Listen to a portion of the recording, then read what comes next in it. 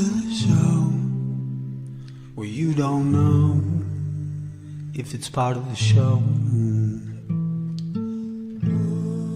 Welcome to the show. If you don't know, it's part of the show. Didn't they teach you to reach for the stars while opening up the bars and keeping you chained down with mortgage bills and cars? Vaccines for your arms, kids sounding like supercharged, caffeinated hate-filled scars and rage-quit repertoires. No answers for yards, caught up in emotion that's not even yours. Imposter truths like impeccable retards, lined up for your serving of gish galloping wars. No remedy can save the lost, in love with the yarn. I'm tired of walking into refracted shards, poor science displayed by disgusting bards. Soaked in sin with your dupe is delight in a new hand of cards. Been so long, seems like for love I'm just too hard, I'm just too hard. I said, welcome to the show where you don't know if it's part of the show. Welcome to the show. If you don't know, you don't know. Intoxicated 8 makes you believe you're spinning in space while you have no shame or grace. It's a disdainful state I used to contemplate, how to save myself from my own self-hate. Wonder why I was even made with a dreadful fate, forced to try and awake with a full plate. No one to help me stay awake or educate. I've had to liberate and fight through hidden gates. But my brother, heaven could never be late, and rockets don't work in space. It's all fake, the show is on Mars. It's a joke, but you're too far gone, it won't be long. Fepe's beak is strong. We have our song and we march along like streams of knowledge leading to God's holy pond, and lives of truth that hits the bong and sings the song, turns mankind from the wrong. We come in peace with a holy gown and all of us wearing our holy crowns. So the earth is flat and we probably just won't get along, just to go along. I said, welcome to the show where you don't know if it's part of the show. Welcome to the show. If you don't know, you don't know.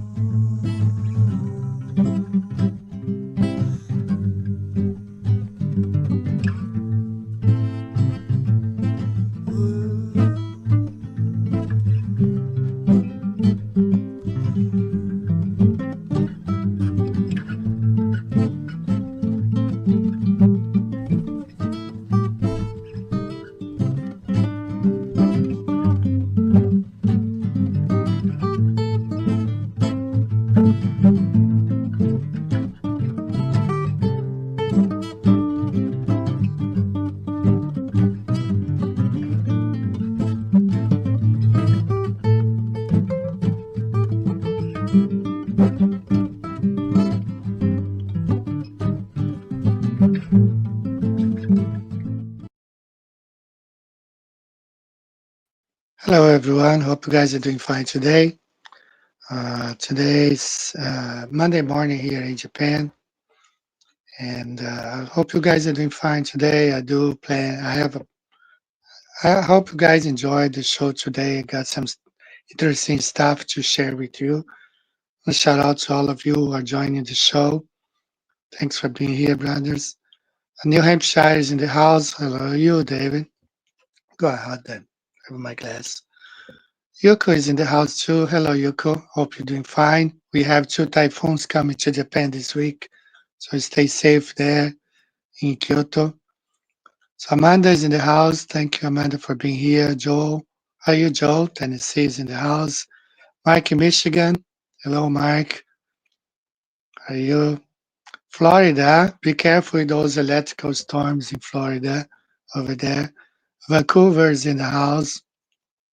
Hello, Victoria. I did read your message this morning. I haven't gone through the video yet. We're going to be talking about that today.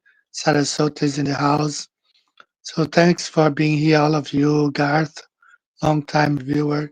Thank you all, guys, for being here today.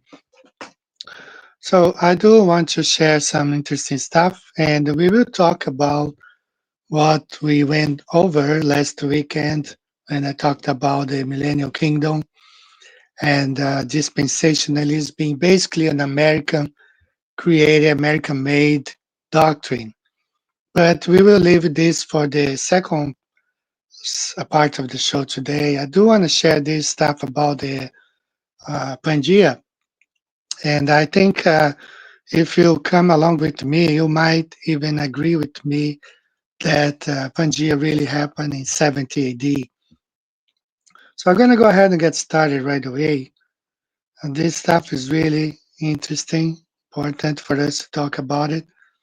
So according to mainstream science, the supercontinent Pangea formed about 335 million years ago, and then it stayed together as one huge landmass for roughly 100 to 160 million years. It began to break apart around 200 million years ago. That's according to mainstream science, of course.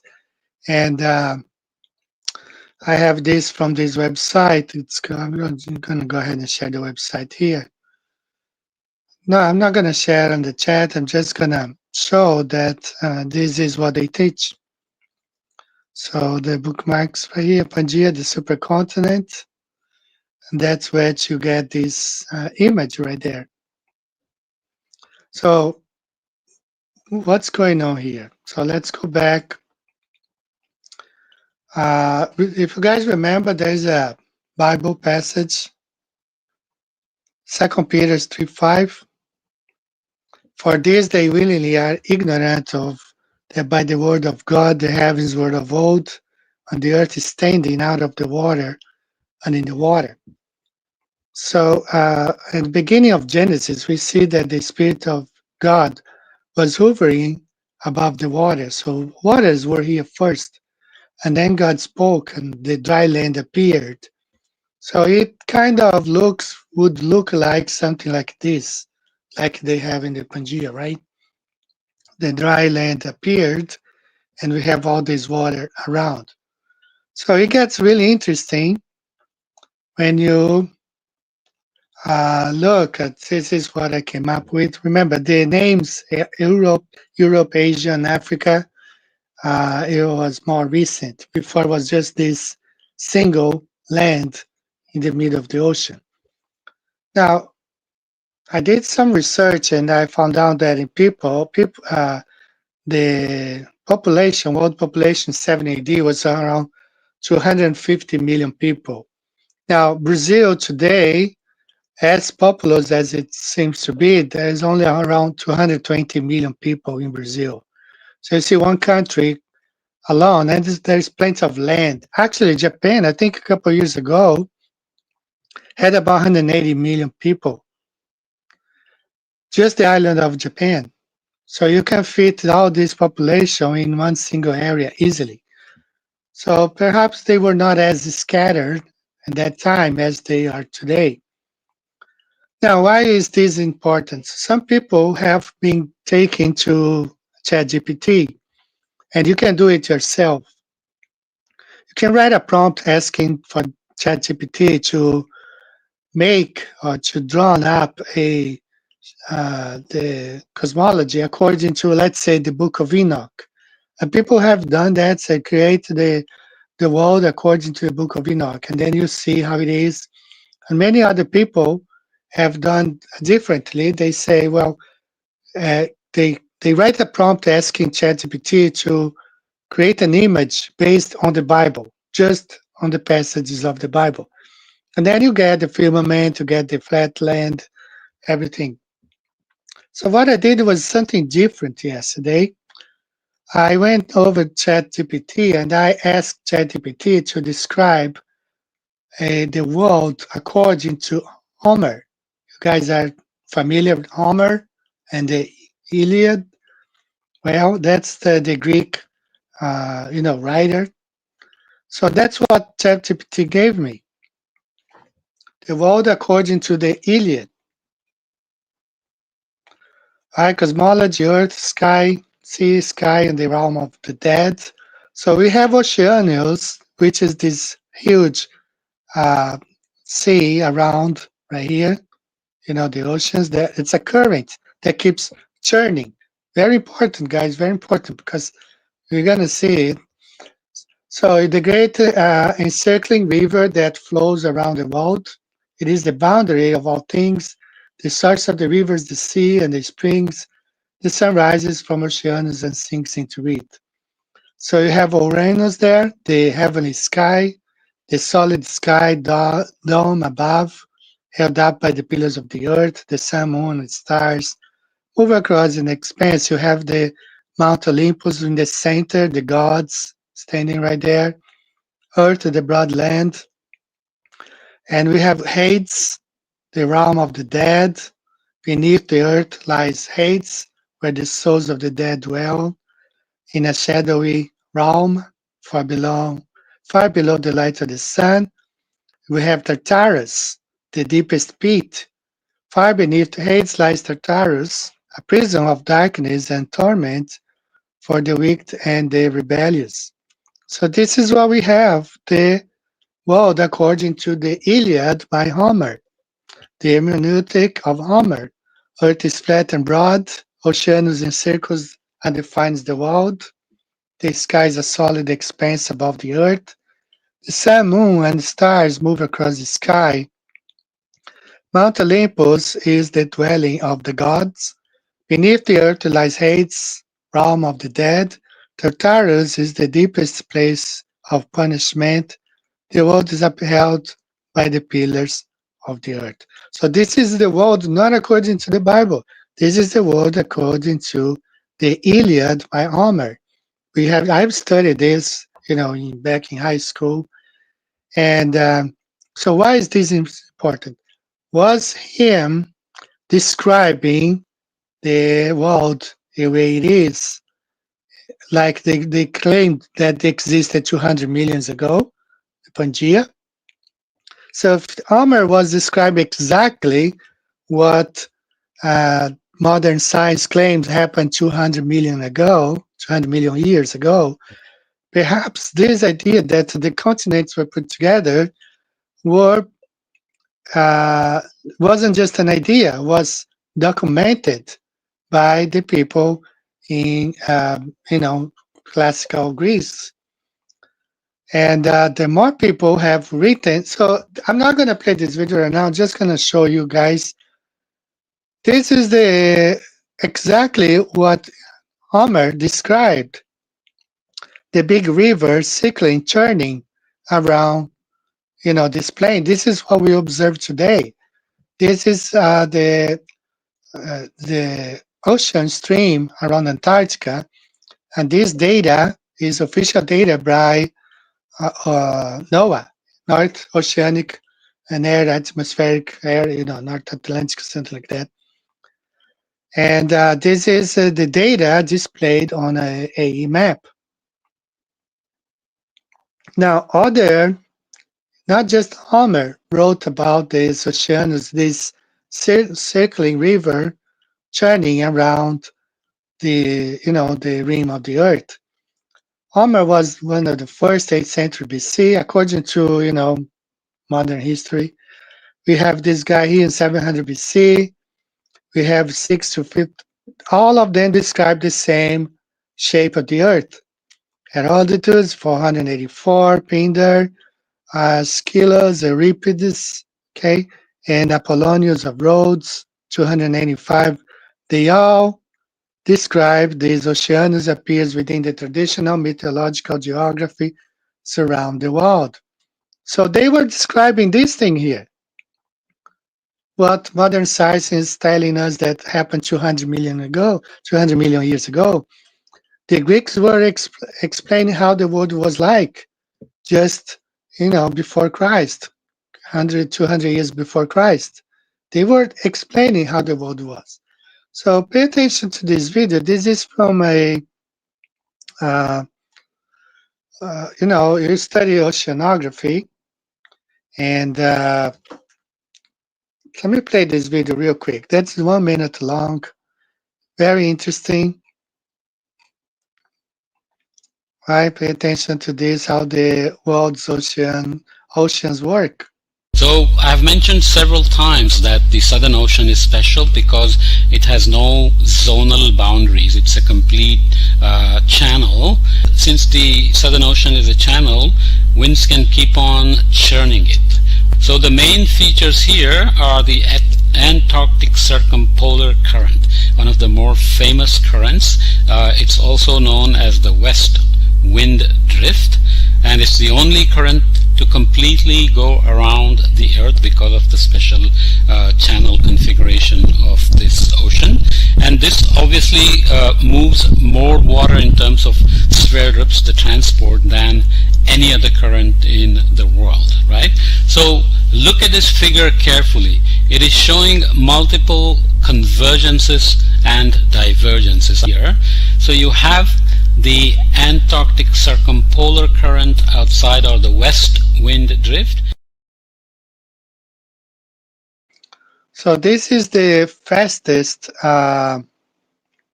current in the world. This is what he is describing, is the fastest current in the world. So he is describing today what's happening around Antarctica, exactly what Homer described in his Iliad 800 years BC, before Christ, according to modern history. So my conclusion is that those philosophers, they were describing the world as it was. It's not mythology. They were describing exactly how modern science claims existed 200 million years ago, actually extended all the way until the time of Christ. Right? All these guys, 200 BC, they describe this very same thing. This oceanus, this river around the a specific land in the middle. So this is how the ancient Greek saw, and I did a whole bunch of. I did a video about 4 or 5 years ago or six about how the Greeks never believed the Earth was a spinning ball. You know, um, this is from a Greek website describing how they saw the world. You see this the land in the middle and the oceanus around it. This current, keep they claim to be a big river churning very fast. But it describes right here the Mount Olympus in the middle, right there, the land and the rivers. So I just came across about a video explaining the Iliad by Homer.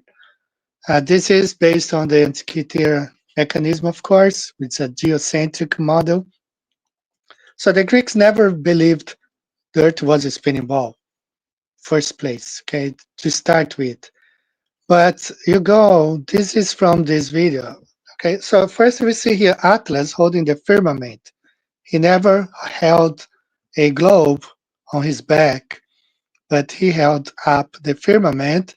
This we see another image, the Strait of Gibraltar, and Atlas holding up the firmament. So this is from this short video I watched describing the Iliad by Homer. And you see here the gods and the land here in the middle and this big river around. And the whole time they describe this. This is Pangea. This is exactly what the science claims to have happened 200 years ago, 200 million years ago. But the Greeks were explaining that's how they saw the world. They were describing the world just before Christ. So you see there, here the river, big river, the land in the middle. And I took several screenshots because they talk about the Iliad and how they saw the world. So there you see again, you see him here, the philosopher explaining oceanus around and the land in the middle. The currents around, the land in the middle. Okay, the gods, the land in the middle, ocean, just like we just heard the guy explain in the video, this strong current around Antarctica. There you see again the gods, the land in the middle, and it's full here, two philosophers talking about the shape of the earth. You see Oceanus and you see the land in the middle. So Pangea did not exist 200 million years ago. It existed was the till the time of Christ. That's how the Greeks described them and described it. See there? And it goes on, the whole video talks about the Iliad, Homer, and how they saw the world. Now remember, this idea was just summary. We find several other Greek, philosophers or mathematicians that describe the world the way they saw. See there? Again, the river, the big river around the mountain. So we still have this big river today. It's the Antarctic current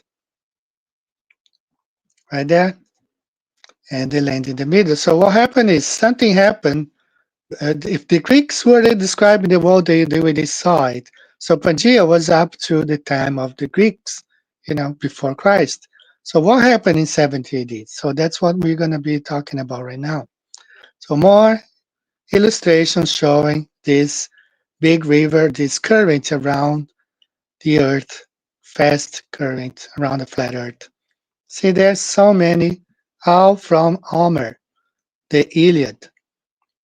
More illustrations and more illustrations, all showing the same thing, the land in the middle and this big river around. So I want you to see, let's take a listen to this. So what happened in 70 AD? Right? So what happened? So my opinion, okay, this is my opinion.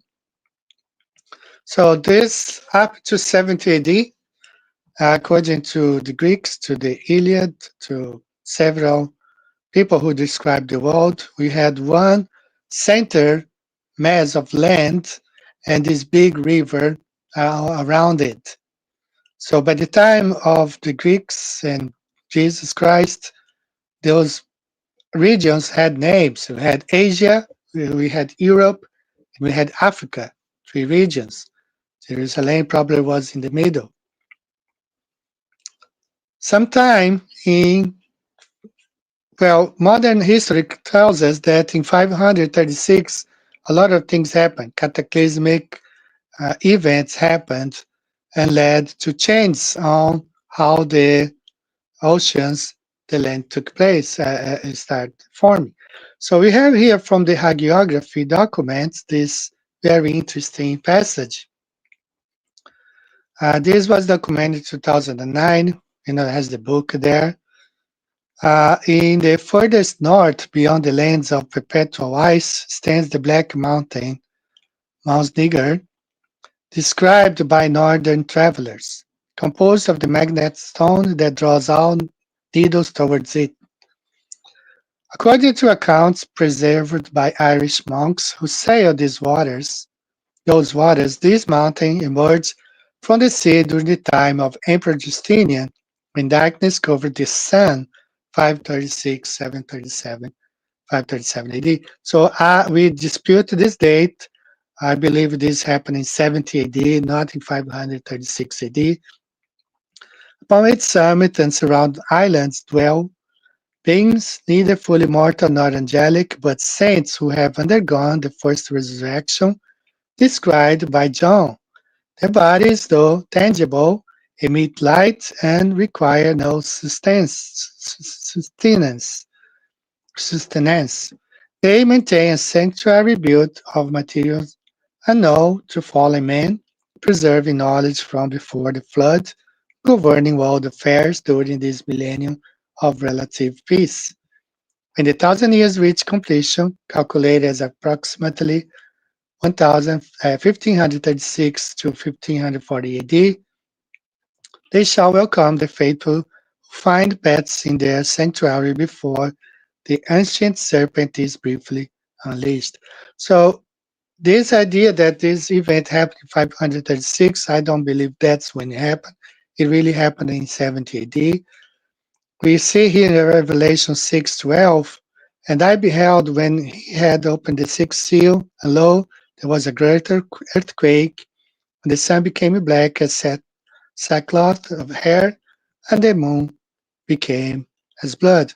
Now, you guys listen to this and think if this matches or not what Revelation is saying. Okay, so let's take a listen to this quick short video right here. And then I'll take a look at the chat. Okay, put on my glasses. It's right here. Historical records claim that in 536 AD, the sun vanished for more than a year.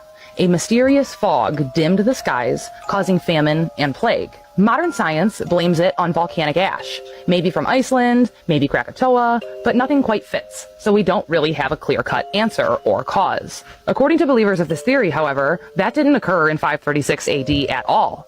Proponents argue that the darkening of the sun actually occurred in 70 AD, right after Christ's return. In many versions of this theory, the cosmic signs, like the darkened sun, fading stars, and celestial upheaval, occur with or just after Christ's return. Supporters tie in Jesus' words in Matthew chapter 24, Mark chapter 13, and Luke chapter 21, where he talks about the sun, moon, and stars going dark before the Son of Man appears, back to that judgment event in 70 AD. Others point to 2 Acts chapter 2 verses 19 through 20, where it says, and I quote, "The sun turned to darkness, the moon to blood," as a prophetic echo of that first century upheaval.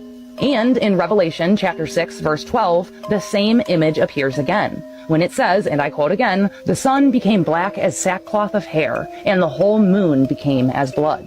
So, in this theory, the later 536 AD date is seen not as a separate or second event, but as a mistranslation, redating, or symbolic retelling of what really happened in 70 AD. The darkened skies were not volcanic dust or due to natural disaster alone. They were the smoke and shadow of divine judgment, signaling the cleansing of the old world. The worst year in human history was the year 536 AD. Oh. Okay, 536 AD. When was that? What was happening at that time? They called it like the year of darkness. There was a volcano that erupted in Iceland that ended up making the sky dark around the entire world, or the recorded world, which would be like Europe, Asia, Africa, dark for an entire year from this cloud of how big An entire year? Entire year. Like to where all these different nations recorded that year of like the sun gave off light like the moon. Oh my gosh. Like it gave off no warmth, and the global temperature dropped 15 degrees within that year. And so there was mass famine. Yeah, It was like recorded in China that it was snowing during the summer. Yeah. I think you're just describing Portland at this point. Like, But what that did was, with the famine and all that stuff, all these rats would come in because it was so cold outside. They would come into homes, which ended up leading to the bubonic plague. no way, because they carried it. Wow. Yeah. It was like the first recorded plague was from the result of this volcano going off in Iceland. Now we have to talk about Pompeii. Historically, Pompeii was a busy Roman city at the foot of Mount Vesuvius. And according to modern history books, the volcano erupted in 79 AD, sending a massive cloud of ash, pumice, and hot gases all over the city. Buildings collapsed, streets were burned, and thousands of people passed away in an instant. Archaeologists later uncovered the city under meters of ash and made plaster casts of the voids left by decomposed bodies. Those frozen, twisted poses that make Pompeii so haunting. Now, according to this theory, that official 79 AD story is part of a larger picture. Supporters of this theory claim Pompeii's destruction wasn't just a normal volcanic disaster, it was part of the same fervent heat that judged the old world in 70 AD. And believers of this theory say that this event took place in 70 AD, rather than 79 AD like we are led to believe. In that view, the frozen bodies, melted cities, and molten landscapes aren't only the result of ash and pyroclastic flows, rather, they're physical evidence of divine rule and judgment. Humans and buildings petrified in the single instant of God's cleansing fire. The perfectly stopped moment in the ruins becomes a marker of the larger purge that reshaped the world and melted the Nephilim-like forms into the landscape. All right, extremely interesting stuff right there. Let me check the comments, but that really describes what happened. For example, when Peter says that the elements were going to burn in fervent heat, stuff like that. So, but that's my claim. My claim is that Pangea, or this idea of one continent in the middle, supercontinent, and this big river around, journey existed up to the time of 70 AD, and the Greeks described it, the world, the way they saw it. This one continent in the middle, and with 250 million people only living in 70 AD, population that it's around the same population we have in Brazil today, uh, more perhaps a bit more concentrated. It was easier for the gospel to spread all over because Paul says in Colossians, and there's another passage where he says that the gospel had been preached already all over. So it makes it compelling evidence that these events in 70 AD was really way more, had way more consequences that we are believed. And it happened in 70 AD, not in 536 AD. We know it happened, but we are only finding out now. I never learned this, even though I have a master's degree in emergency management. I learned now about earth science. I never heard of those events in 536 AD. Never heard. They teach us about one volcano here, one volcano there, but never heard of this thing that happened in 536 AD. So let me just see here the chat. I still wanna. Thanks for the comment. Thank you so much.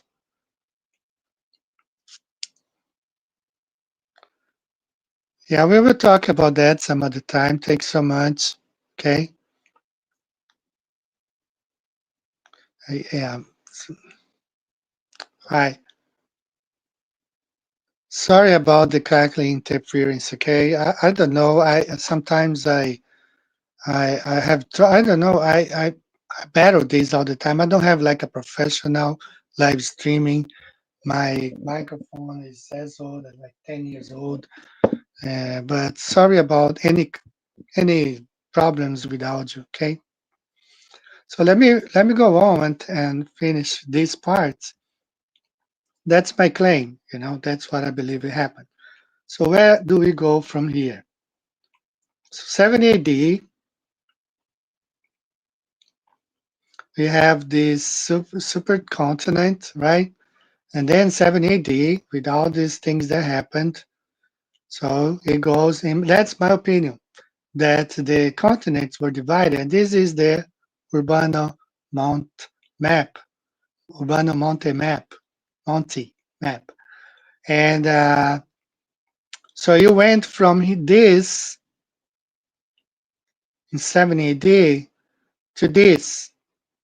The continents, the islands, I think the original Greek were gonna said that like the coasts were gonna be moving away, and for 1,000 years, from 70 AD to not this date. This is the date they give us, but I believe 1070 AD for 1,000 years. And so in 70 AD, went from this to this. And according to the Urbano Mountain map, we still had, during the Millennium Reign, we had nice weather all over the Earth, including this region right here, where is today Antarctica.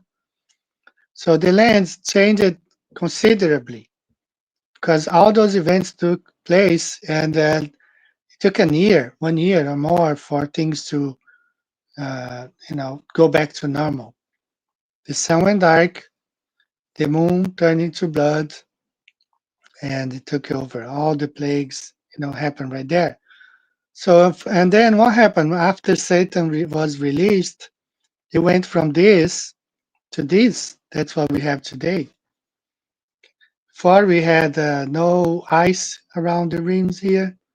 We had no ice in the middle. Greenland was green.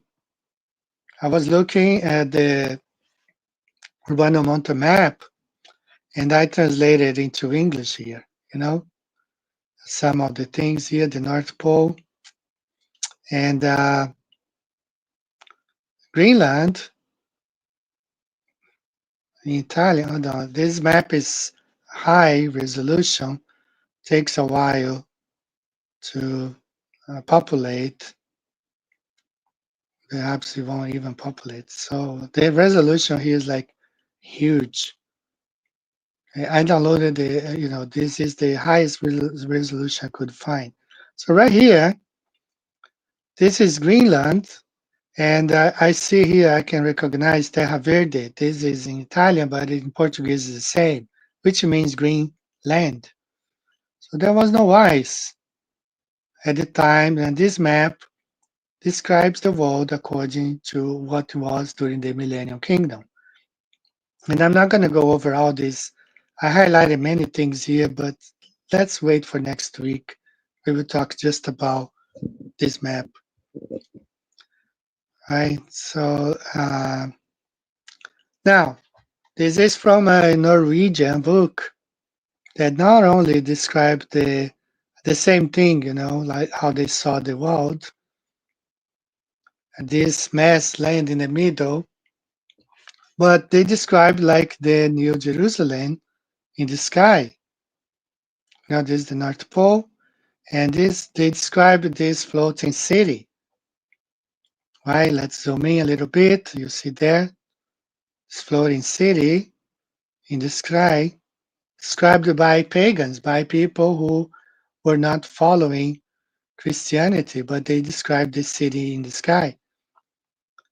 And I found this Japanese, this is a Japanese manga from the 90s that also described this floating city. So why all those people who are not even Christians are describing a floating city in the sky, which the Bible describes it, names it as the New Jerusalem coming down from heaven. So this is from this Japanese manga, 1990s. You can even see here Japanese characters here describing this floating city. And in 2020, I think they made a movie based on this very same Japanese cartoon describing this floating city, Alito. I think the name is Alito. You can find the trailer on YouTube. Right?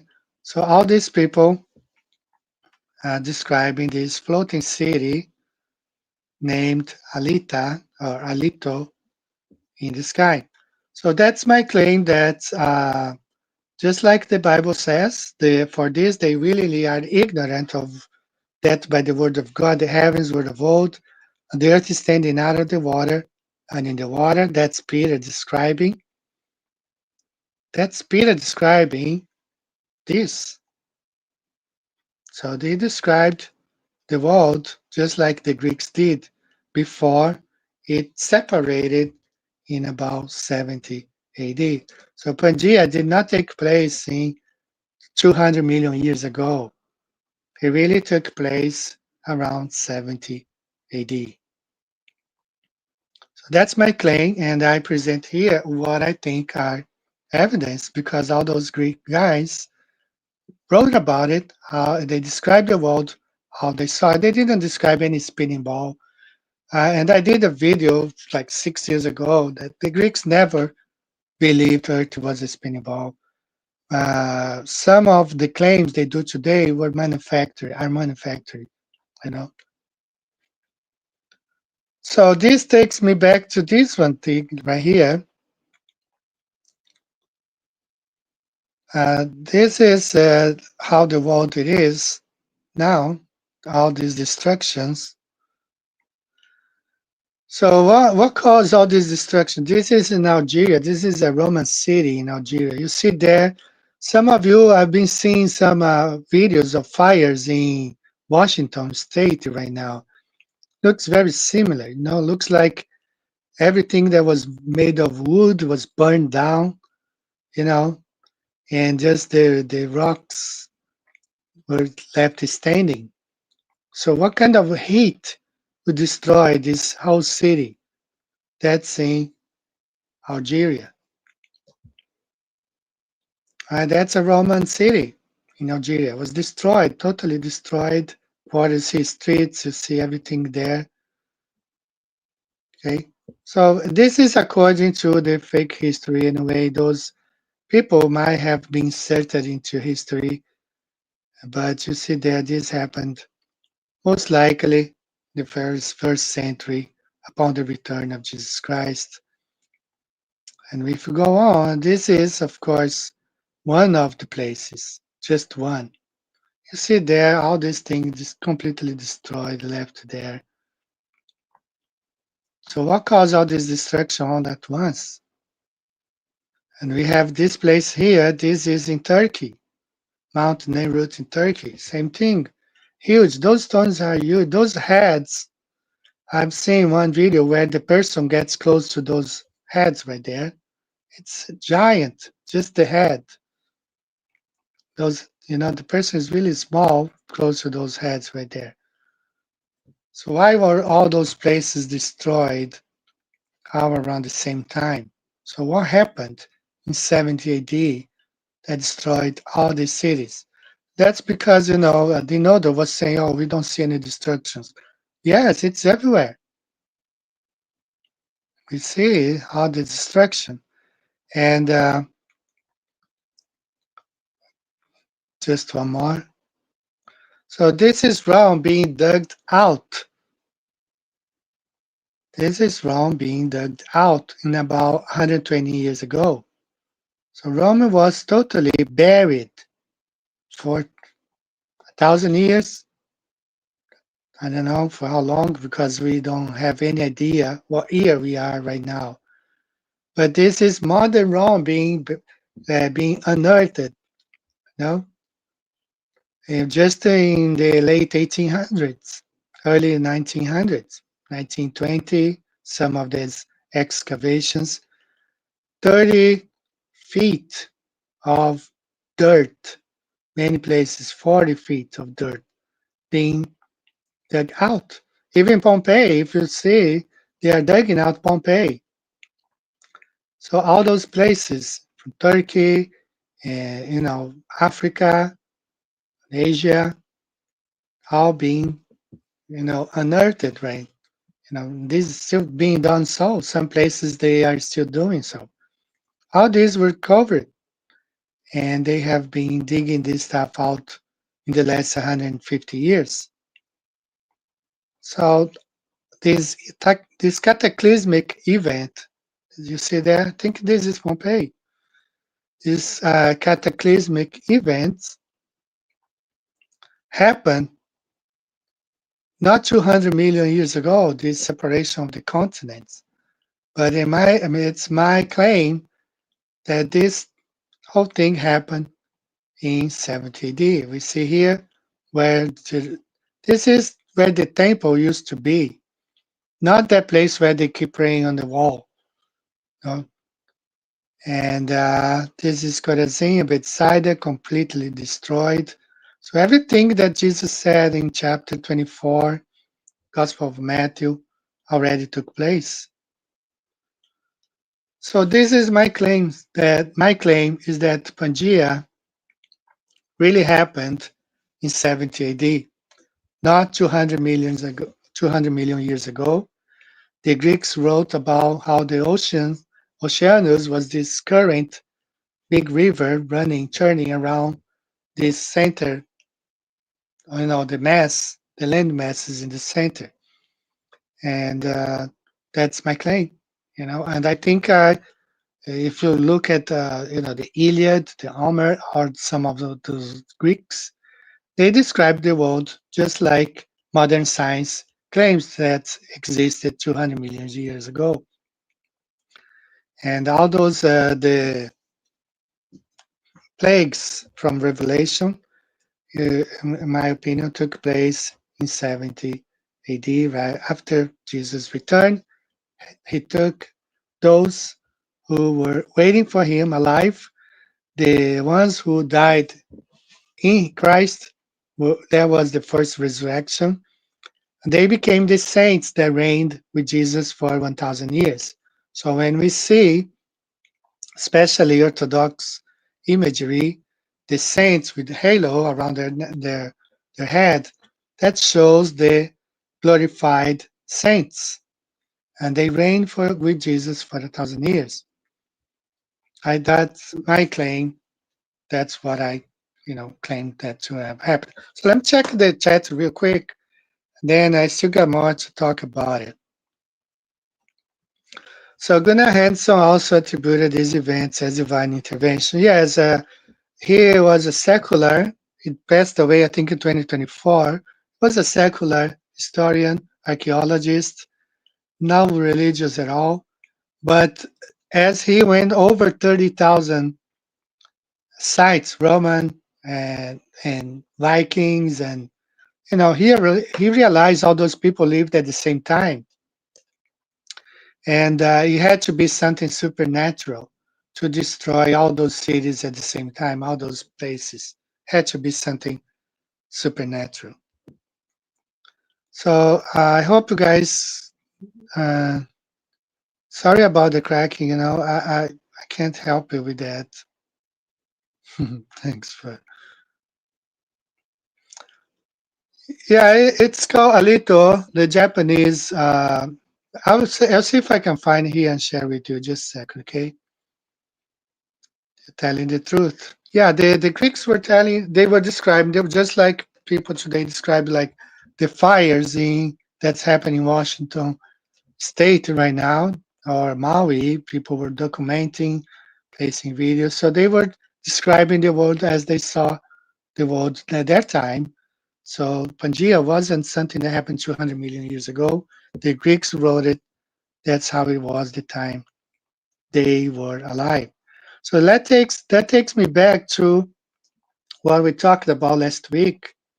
We talked about dispensationalism, and I know Dinodo has been beating that same drum, dispensationalist drum, very hard, and he ignores a bit.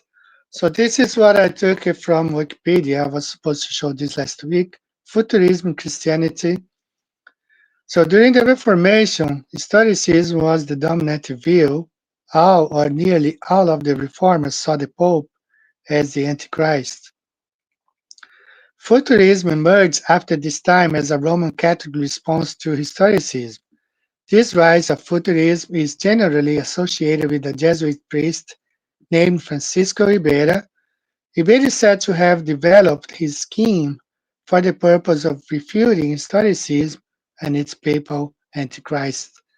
A scheme similar to Ribera's was put forward by Italian Archbishop Robert Bellarmine, 1542-1621. Another Jesuit, Manuel Lacunza, wrote in favor of futurism under the pen name Ben Ezra, and his work was banned by the Catholic Church until the 19th century. The futurist view was generally shunned by non-Catholics, being seen as a self-defense of the papacy against the claims of its historicist reformers. So the position that Dinodo takes today is a Jesuit position. Whether he wants to accept it or not, it's up to him. He's a leader of the church. He studies, he's a researcher. Whether he is purposely hiding this information from his church, that's going to be up to him. Firmament around the ball earth. Then the earth becomes flat somehow, but it's a ball. And then here, solar light restored. So he claims that the sun already existed, but God restored. He removed all the, whatever was covering the ball earth. So this is the evangelical guy, drawing these charts. 6 days, see out there. The New Jerusalem coming down on the ball earth. Great white throne on the ball earth. So these are the charts, okay? Just gonna go real quick because Daniel's 7th week, that's how they came up with the gap between the 6th, 9th, and 7th week, because it's written on the pyramids according to these guys. All right, so a lot of things here to consider. If you think about the Satan's little season. Why we are claiming we are in Satan's little season? It's because it's evident that these prophecies, these things happen already.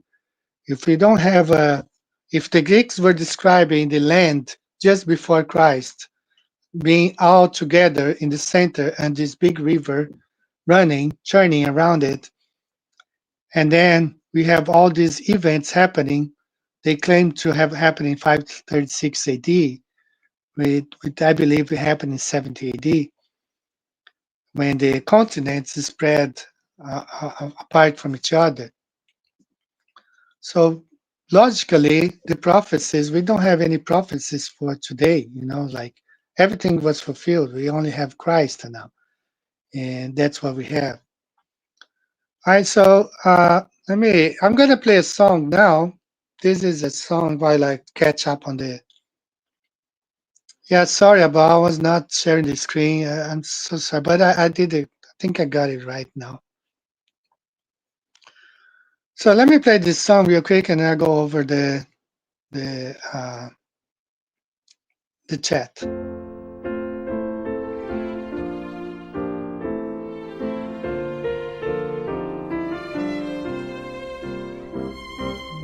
Keegan, Coon, and McDuffie, Flew to Kentucky for the Truth, who end the McDibbet, once and for all, and show that we live on the spinning ball.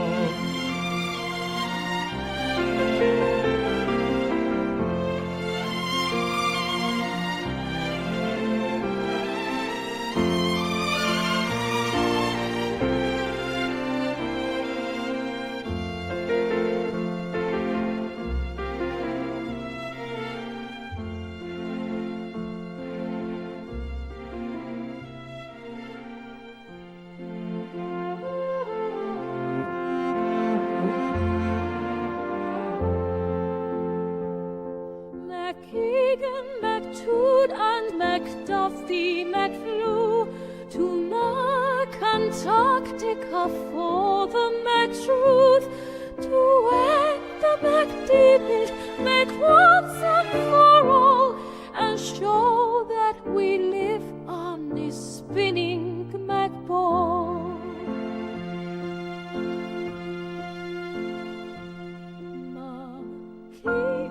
McTood and McDuffie, Flew to Kentucky for the truth, to end the McDibbet, once and for all, and show that we live on the spinning ball.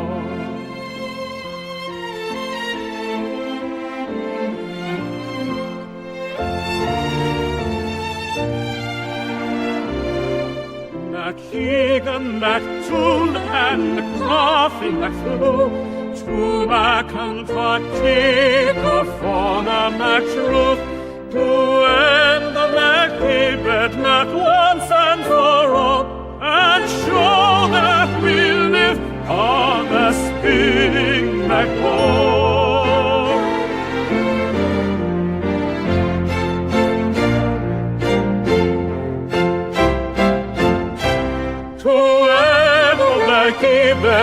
Once and for all, to end all that keep it once and for all, to end all that keep it once and for all, let's roll that we cut ball.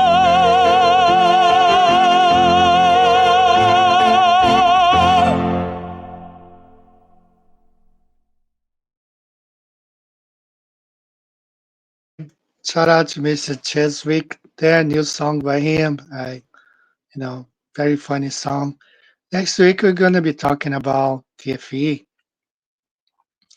I don't want to cram it all together in one show like today, but next week we'll be talking about a bit about TFE back. All right, so Victoria, I have not gone back to the last week live stream, so I know you'll be handling all the comments there. I haven't commented at all. I will do so this week because when we talk about these things, this takes a lot of energy. It takes a lot of energy. We cannot fix, many things. I cannot fix, let's say, Christianity. There are 140,000 different divisions out there.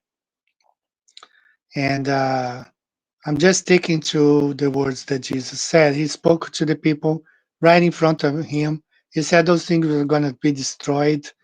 The temple was going to be destroyed. Peter wrote about the elements were going to be dissolved. And now those churches that exist at that time, they have all been destroyed. The cities, Ephesus, everywhere you go, it's just ruins. And so I stick to what the Bible says. I don't stick with any Jesuit that, talking about futurism. And I don't understand why Dinodo does not talk about this fact. He omits that. But I understand because when you have political aspirations, you gotta play along, gotta go along with the, dance according to the music.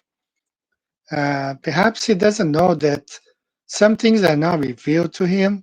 It will be revealed. Like, let's say that he becomes a governor. And that I'm saying this because I'm based on what Jesse Ventura said. So Jesse Ventura, he ran for the governor of Minnesota.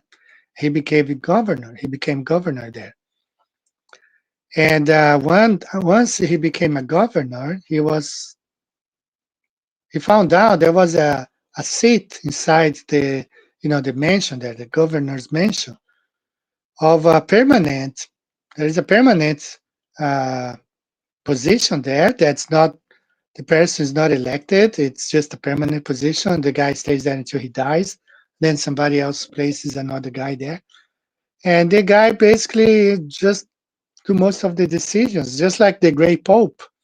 We think that the black pope or the white pope does the thing, but there's a gray pope. He is the one who decides. So, he sticks with the regular McHugh, Tim McGraw, Mossad, Maxwell books, history books, and he claims I talked to you guys several weeks ago about the documents from the King of Portugal.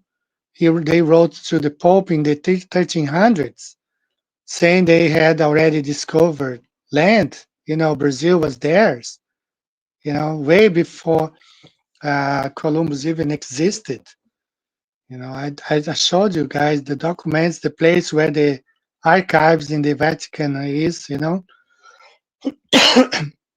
but Dinodo preferred to believe, that some pilgrims came over, in 1600s and found America, all that stuff, So let's listen to what this guy has to say here.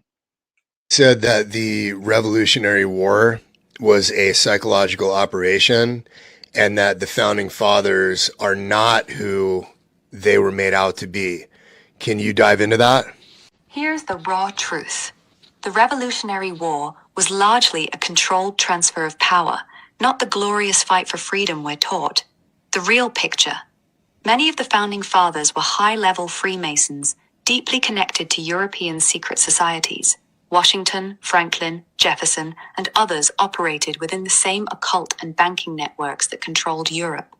The war created the illusion of breaking away from the British Crown, while the financial control system remained firmly in the hands of the same families and institutions, especially the City of London banking houses.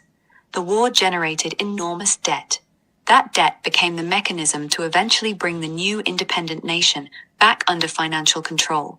The Constitution itself contains loopholes that were later exploited to turn the United States into a corporation in 1871. Citizens were gradually turned into corporate assets through birth certificates and later social security numbers, pledged as collateral to international bankers. The founding fathers weren't saints. Many of them were part of the same power structure they claimed to oppose. They understood ritual, symbolism, and energy. Washington, D.C.'s street layout is pure occult geometry. The timing of the Declaration of Independence and the design of the Great Seal are loaded with esoteric meaning. The war was brilliant theater. It divided the population and created strong emotional loyalty to the new system. It wiped out much of the old power structure under the guise of independence. It allowed a new management layer to be installed with fresh branding, land of the free. The elite learned a valuable lesson. It's much easier to control people who believe they are free than people who know they're slaves. The Revolutionary War was the first major modern psyop that perfected this technique. This is why you see the same bloodlines and banking dynasties maintaining control for centuries, regardless of which side appears to win wars. The Revolutionary War was never about freedom from monarchy. It was about installing a more sophisticated system of control that used the language of liberty while keeping the same masters in charge. You guys remember that little girl who traced all the presidents to the king, I think it was King George of England, all of them including Obama. So this idea that this nation was created because of some people who wanted to be free of England. No, it's all connected. It's all connected. So Dinodo thinks that the history published by the McGraw-Hill books, it's true history. So how can you even argue, Like he talks about the Russians and the Chinese. Well, the people who installed the government of Russia, the Soviets, left New York to do so. They went 300 people. They left New York. They traveled from New York to Russia, and they installed the Soviets there. The communists. They came from New York City, and this is also from China, because now he's been talking about China here, China there. So look at this here, right there. Let's see if I find it here. Now everyone thinks China is against Israel and the United States. But what if I told you the CCP was installed by the Jews and still works with Israel? Let's start off with this picture that has been scrubbed off the internet. You have the first chairman of the CCP, Mao Zedong, who went to Yale and was a part of the secret society Skull and Bones. The Rothschilds controlled Mao with funding organized by Israel Epstein, who you'll see on his left. And you have Solomon Adler and Frank Coe. They were influential in the Jewish contributions to the Chinese Revolution. Here's the new game Moles on Rainbet.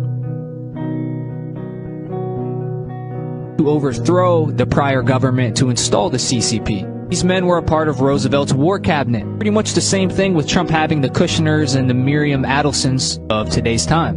The People's Republic of China was founded in 1949, when the Chinese Communist Party, led by Mao Zedong, won the Chinese Civil War against the nationalists and declared the new communist state on October 1st, 1949, which was funded by the Rothschilds to install the CCP. The Zionists were majorly funded by two Jewish family dynasties that made their fortune with the opium trade throughout China, the Sassoons and the Kadoris. But as a result of this, 1 out of every 10 Chinese citizens became addicted to the drug. Both of these families transformed Shanghai after World War I, changed the face of the city and even the country, China. They built hotels, nightclubs, and casinos. Their influence was so strong the Chinese came up with a word that described Jewish workers, and that word was Sassoon. So now you're seeing who funded and created the CCP.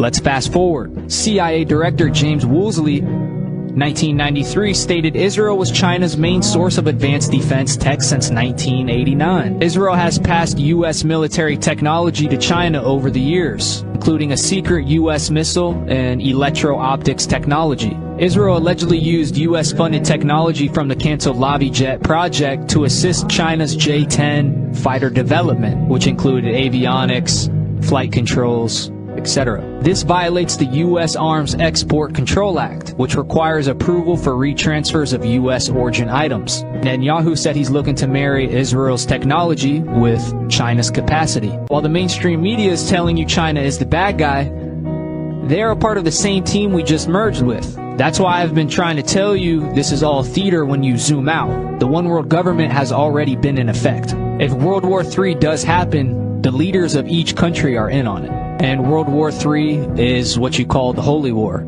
It's to have the Christians and Muslims destroy each other.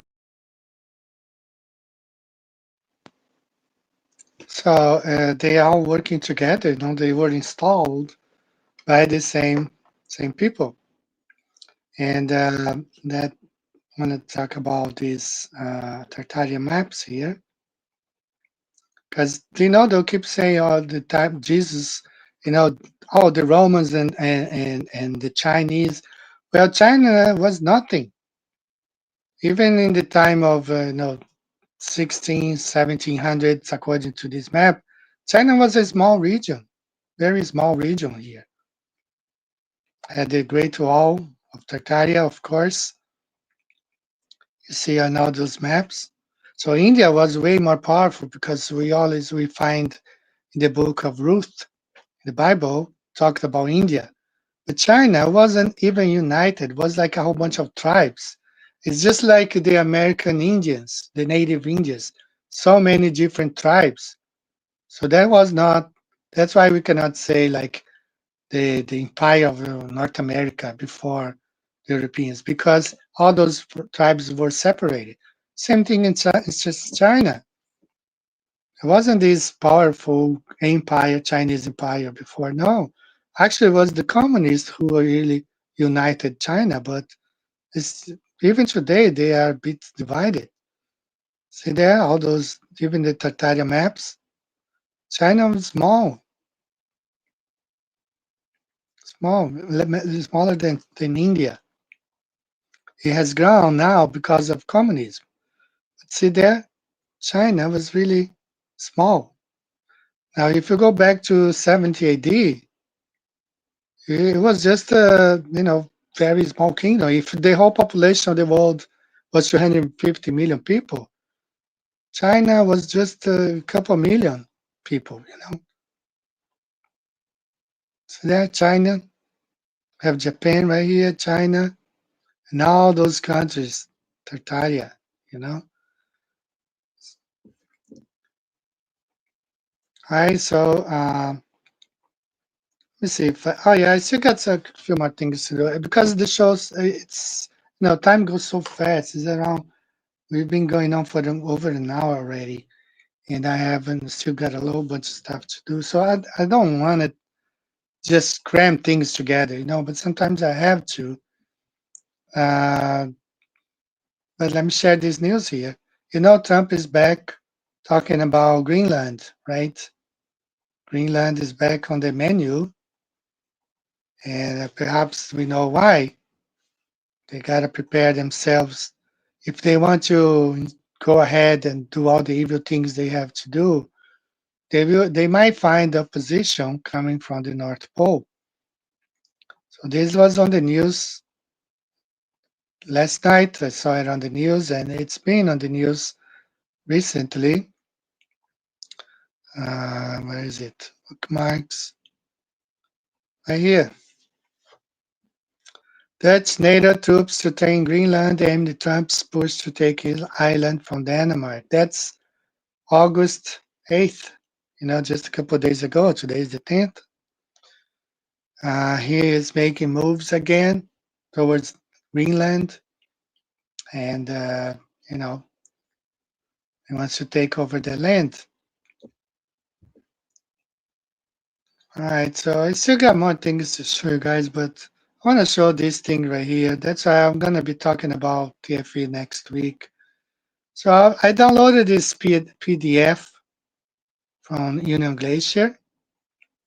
And if you guys see here, this red line, well, this is the area. They are confined. If you pay $35,000 to go to Union Glacier, you are confined to that area. You cannot cross that red line. You cannot cross the red line. They have cones marking how far you can go. So this is comparing the size of the airplane here. This is compared to, let's say, a big airport. That's where you are. You are in an area like a big airport, and you cannot leave that area. You cannot pass, and I went over the 10 pages long document, This red line right here marks the limit, how far you can go. You pay $35,000 to go to Union Glacier, and they say, oh, anybody can go to Antarctica. Yeah, anybody can go and stay there, just like you can go visit Alcatraz, the prison Alcatraz, and stay there. You cannot leave because it's ocean all around. And that's the same thing. You go, you pay $35,000, and you can't leave that area. You are confined into this area right here. You cannot leave this area. You can't. You just can't. You are confined. It's just like a zoo. You place an animal in a zoo, he's free as far as that area only. You cannot leave that area. So same thing here, right? Union Glacier. All right, so let me catch up here. And sorry about all I forgot to share my screen for almost 10 minutes. All right, let me catch up here, guys. Yeah, for your own safety. They have cones there. You can zoom in and see the cones. They cannot go past that area at all. So shout out to all of you who are here. Crystal is in the house. All of you. Thanks. So the main idea of the show today was to claim that the Greeks described the world as it was at the time they were writing. This concentrated landmass and the ocean around it, what they call Pangea, that was happened like 200 million years ago. It was actually up to the time of the Greeks prior to 70 AD. And I think all this division of the continents happened. The sun went dark for over a year. They claimed at the same time volcanoes exploded all over Indonesia, South America, Asia, North America, Europe, all at the same time. So it's the same as saying like the land broke apart, earthquakes everywhere, and we have all those destructions all happening at the same time. All right, let me share my YouTube channel here, what I have been up to. And again, I haven't uploaded many videos for the Flat Earth ceremonies this week. I'll try to do so. As you guys know, Japan is going through some difficult times. It was helped by the US, rescued the yen, really weak, really weak. Japan's economic collapse, curse between China and USA into 2026, double squeeze. Japan bankruptcies in January to June, top 5,000 for first time in 12 years. 5,000 companies folded, in the past 6 months. Tough new permanent residence measures trigger concern in Japan. Due to the economic things going on, so they want to make it a little bit less attractive for people to come to Japan. When the economy was booming, they had no problems at all bringing people, but now the economy is down, so they're making things really difficult for people to come. But it's still a beautiful country. It's nice. I like it here, and I hope I get to stay. That they don't change the permanent residency laws, because if they do, my daughters and I we live here, so we might have to go somewhere else. I don't know. I hope that doesn't happen. So guys, if you want to support the channel, I'm going to share here one more time. Just go to my channel, click on one of the links, any video you see there. This is the latest about the North Pole. Click on any video, go to the description box. You can support getting a t-shirt or a map, distance map. If you want to become a Patreon, I would appreciate. The Patreonship has helped me a lot lately because I haven't worked as much as I used to before. I used to help people out. I used to donate money. I used to support people here and there, but things have changed, especially after COVID and after I had some health problems. So I'm working way less than I used to.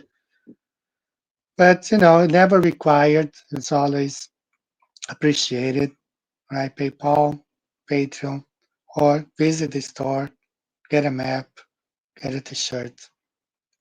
So I want to play one more song. Then we will be back for the final part of the show. So let me choose a nice song here. Since we were talking about, let's talk about, this thing right here.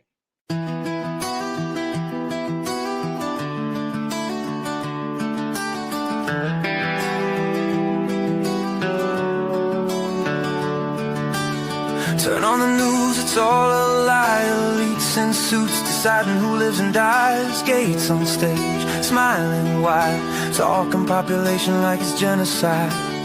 They own the airwaves, control the feed. Big pharma profits while the people bleed. He stood up tall in that TED light glow. 2010, let the whole world know. 6.8 billion headed to 9, but with our shots and health design, we can lower that 10-15%. Didn't say kill, but that's what he meant. Jabs, healthcare, reproductive control, saving the kids, nothing in the soul. Big pharma pockets lined with gold, while we line up doing what we're told. Government pushes the needle deep, media calls us crazy if we speak. Bill Gates wants less of us on this earth, talking to population like it's rebirth. Shots in our arms for profit and gain. Big pharma laughs while we feel the pain. Government lies, media pins the tail. Wake up, fight back, we will not fail. We will not fail.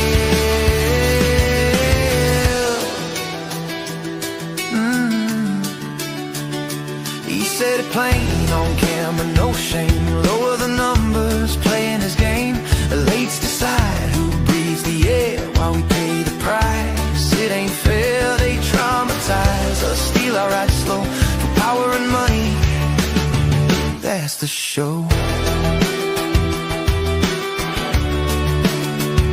He warned us clear, another wave coming soon. Fauci echoed the tune under the moon. Surprise outbreak, they both prophesied. How they know, cause it's planned inside. Events will now rehearse the fear. Months before the disease appeared, lock us down, steal our rights away for control and cash. That's how they play. Big pharma rush the shots to market fast. Billions in profits, side effects mass. Government mandates, no questions asked. Bill Gates wants less of us on this earth, talking depopulation like it's rebirth. Shots in our arms for profit and gain. Big pharma laughs while we feel the pain. Government lies, media spins the tale. Wake up, fight back, we will not fail. We will not fail.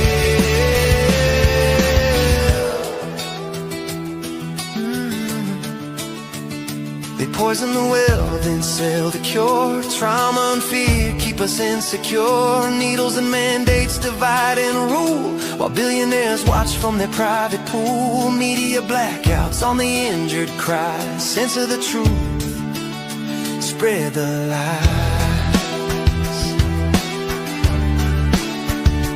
Carrie Mullis, Nobel Truth Teller, bold inventor of PCR story untold. Before he died in 2019, said loud and clear on the screen, these tests ain't made for diagnosis at all, just amplification, that's the call. Can't tell sick from well, just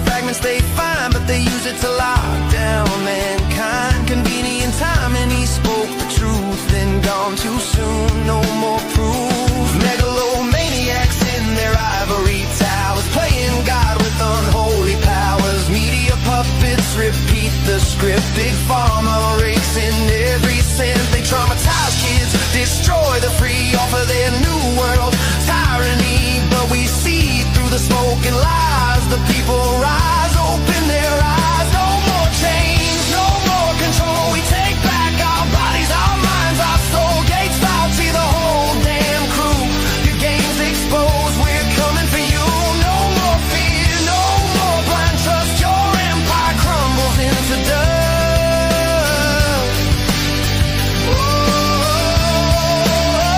Bill Gates wants less of us on this earth. Talking depopulation like it's rebirth. Shouting on for profit and gain. Big pharma laughs while we feel the pain.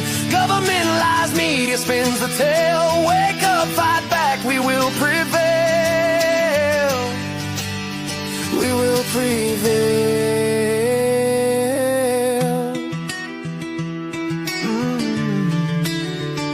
He said it himself, 10 to 15. Lower the number, know what I mean. Carry wonders, test for fraud. Rise up now, against the overlords. We won't bow, we won't break. Truth will win, for humanity's sake.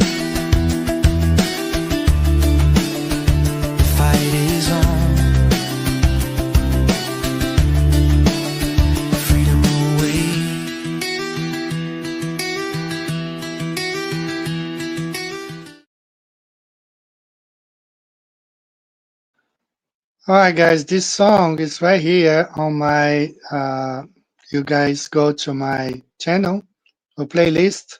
It's called Flat Earth Music. Start curious, the ending song is always the top one. And this one that I just finished playing, it's called The Wolves by Laser Test Music. He wrote the song. He just asked Sono for the song, for the beat, but for the music, but he wrote the song. The Missing J, which I love this song. So you see all the songs that I play here are right there. Flat Earth Music, just go there to my channel. It's a playlist. All the songs that I play here is right here. All of them, including the TFE songs, you know, the Jaren's Home Depot Earth right there. All the songs are right there, okay? So download, share, it's up to you. All right, guys, I think that's going to be all for today. I appreciate. I will be, Victoria, I'm going to be watching, responding the last week's stream. It takes a lot of energy, you know, to concentrate, to go over this stuff. But I just wish that, you know, though, would understand that everything is a lie. If he wants to try to get elected to change things, it will be very hard, you know, because everything is controlled. We are in Satan's little season. So Satan rules this world right now. So it's very hard to go against, you know. So thank you, everyone, for being here today. Thank you, Victoria. Thank you, Yuko, Crystal, all of you who are here. So many good people. Thank you all. I appreciate, you know, it's good to share some time with you guys and talk about Flat Earth. This is a Flat Earth channel and about little season, Satan's little season. That's what we have to the conclusion, come to the conclusion. Since everything in the Bible is already past, what Jesus spoke was going to happen already happened. So the only time that we find fitting the Bible is after the Millennium Kingdom, when Satan is released to deceive the nations.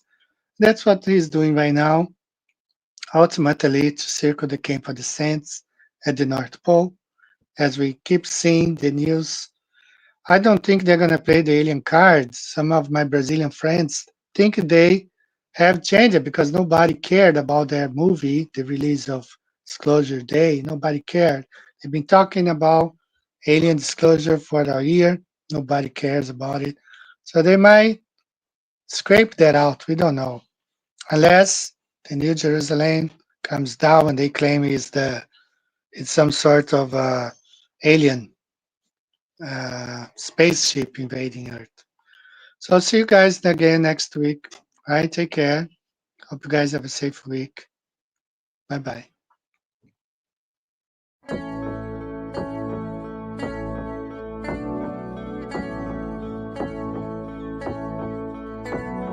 Wonderful, magical, celestial light, fantastical, mystical, wonderful sight. Belgian Swiss physicist Auguste Piccard, 1931, first to reach for the stars, was the first to explore the air view stratospherius, a scientist curious to see what was there. An aluminium black ball on a helium balloon, with photos and instruments, sailed towards the moon, rose in just half an hour, 52,000 feet, 10 miles of depth air pressure, up a dead drop in heat and cold, but disproving gravity.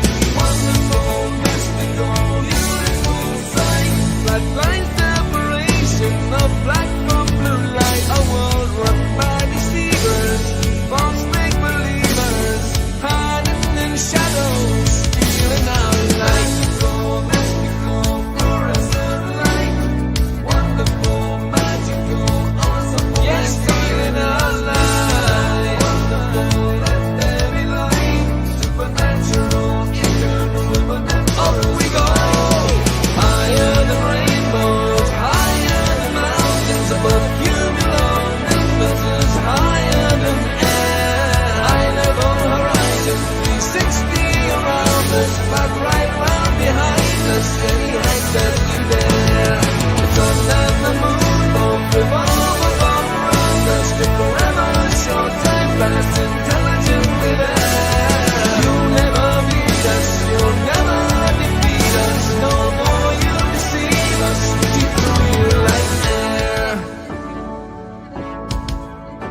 Kipper and Picard were the first ever known to reach up there. Divine luminescent light, mystical, wonderful, celestial light. So what was their eternal testimony? What did they report back to humanity? Said it seemed like a flat disk far as eyes can see, with an upturned edge fading into infinity. A mystical, ethereal, celestial sight, a divine creation, a clockwork of light, designed hid by deceivers and false make-believers, still cowering in shadows, still fearing our light. Here we go, higher than Everest, higher than airplanes, above zero cumulus, higher than air. A level horizon, 360 around us, no motion beneath us, no spinning road there. Stars on the firmament, turn them all around us, to forever short time past geometrically there. You'll never beat us, you'll never defeat us, forever beneath us, reaching through you like air. Mystics of illuminant light, fantastical, magical, breath, we see through you like air. Magical angels of light, beautiful, wonderful, celestial light. The first to see truth when they reach for the stars, explorers and physicists, Kipper and Picard.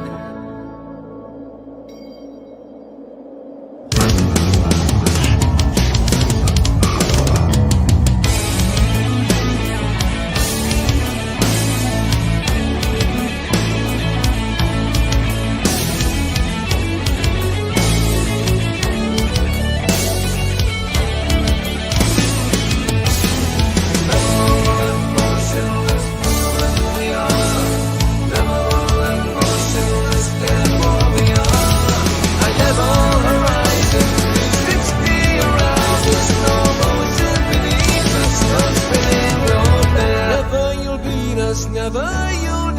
us forever beneath us. We see through you like air.